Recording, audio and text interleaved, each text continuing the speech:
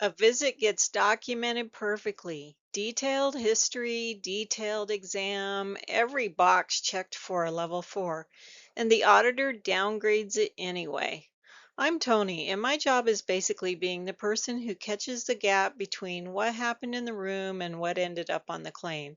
So I'd like to welcome you back to Help for Docs, where we cover CDI, medical coding, HCC risk adjustment, and revenue cycle education for coders, CDI specialists, and clinical documentation professionals, also providers. Today, we're breaking down why a fully documented visit can still get downgraded, and it comes down to one word: necessity. Okay, but first the lawyer stuff before we get into it. This is educational content. It's not legal or compliance advice for your specific organization. You know coding rules shift, so always check current CMS, AHIMA, AAPC, and ACDIS guidance, and loop in your compliance officer when something is genuinely ambiguous, but just check it out yourself. This is just to give you the introductory look. You need to dig into this. All right, so here's a visual on the scenario. Visit A has complete documentation. Every key component is checked for level 4, but it still gets downgraded. That's because complete documentation only answers whether something was recorded, but it doesn't answer whether it was necessary. So that's the difference. That's what we want to distinguish today. So here's what CMS says. So this is from the Medicare Claims Processing Manual. Medical necessity is the overarching criterion for payment, in addition to whatever the CPT code itself requires. So that word overarching is doing a lot of work. It means a code's individual requirements, your history, your exam, your MDM. None of that overrides medical necessity. In fact, it sits above all of it. So even if you have a textbook perfect level 4 note, it can still get downgraded if the service itself wasn't medically necessary at that level. So what causes the confusion? Coders sometimes use MDM and medical necessity interchangeably, but they're trying to answer a couple different questions. MDM asks how complex the decision making was, and that's what determines which of the components, which level gets documented in the note. Now, medical necessity asks something separate, like was this level of service appropriate for this patient, at least at this point in their care.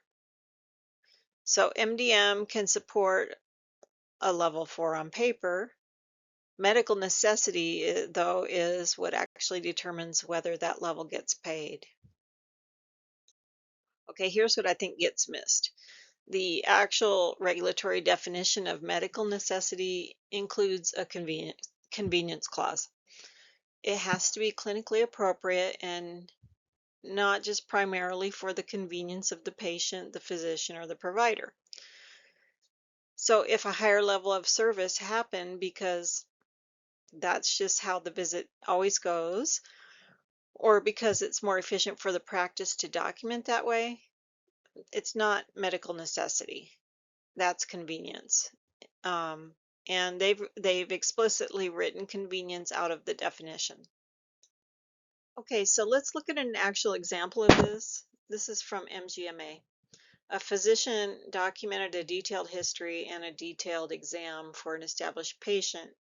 The key components on their face supported a 99214, but the patient had already passed the kidney stone before the visit even happened. So the auditor's question was, given what was clinically going on, was that level of exam actually necessary?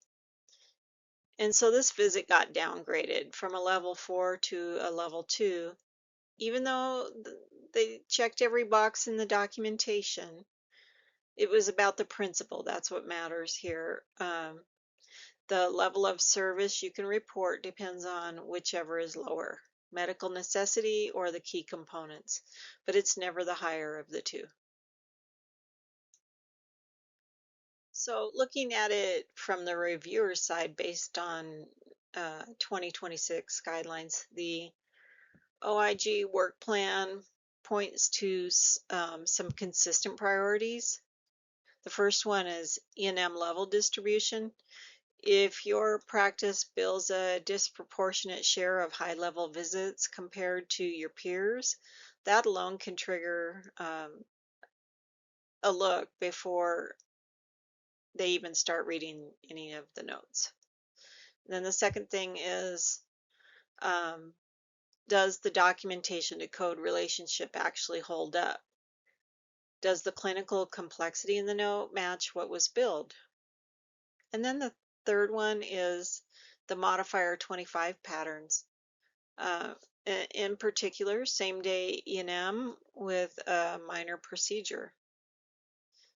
And then fourth, the last one, template-driven or clone documentation that isn't flexing with what actually happened in the room. And this is something I'm constantly trying to drive home to providers about, when they're cloning, reviewing that note and making sure there are no conflicts.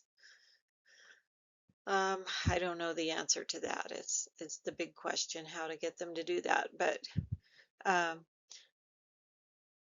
you might notice that none of these start with did you document enough? They start with, does this reflect medical necessity? Okay, so what do you need to do then? What are the steps to put it into practice? So a few things I'd have your coders and providers kind of keep in front of them, or in the front of their minds, is ask whether something was necessary, not just whether it was documented. Documentation volume was never the standard. Tie the level of service to what is clinically happening with the specific patient on that day, not to whatever you're defaulting to in the template. And then watch for patterns where the same level gets billed regardless of how complex the visit actually was, because that's a clear audit trigger. That's going to flag in an audit, okay? And when something's borderline, you're not too sure, document the clinical reasoning itself, not just the findings. CYA. Why was the service necessary? This tends to protect you more than how much was written down, okay? Not about the volume, but about the quality. Okay, and that's pretty much the gist of it. So, as always, I like to provide you with the sources. I usually find these things in something, an email I received or something I'm reading, and before I create these videos, I like to cross-check the information. So in this case, we have 6 sources here for you that you can dig into further. Some good regulatory sources. We have CMS and HHS, OIG on here as well. It's actually in the work plan. So take a look at those if you want to dig in further. Okay, so I really hope this helped clear things up. The best thing you can do is take one of your charts that's kind of borderline this week and ask yourself, was this necessary? Not just what was documented, but was it necessary? And, if you need a little more help building that kind of muscle memory and getting into the groove with that, whether either that or whether it's something else in outpatient CDI or risk adjustment, auditing, physician education, any of that stuff, you know how to find me. Complete the contact form at helpfordocs.com. And if this is valuable content, I'd sure appreciate your like and subscription so I can bring you more and so we can get it out there to all the people that I hope it will help. So thanks so much for watching and hoping to see you in the next one.